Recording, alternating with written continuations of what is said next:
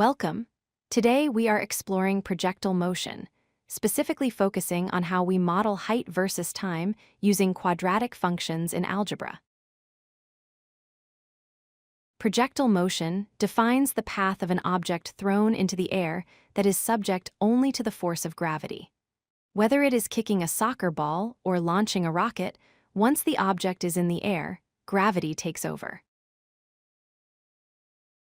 If you graph the height of the object over time, the result is a symmetric, U-shaped curve called a parabola. Notice how the object rises, reaches a peak, and then falls back down. In algebra and physics, we use a specific quadratic formula to model this motion. Height as a function of time, h of t, equals negative 16t squared plus v0t plus h0. The first term, negative 16t squared, represents the effect of gravity. It is negative because gravity pulls the object down. The number 16 relates to Earth's gravity in feet per second squared. The second term involves v0, or initial velocity. If you throw an object upward, this is positive. If you throw it downward, it is negative. If you simply drop it, the initial velocity is 0. The constant term, h0, represents the starting height. This is where the object is at time 0. It could be 0 if launched from the ground, or a higher value if launched from a cliff or platform.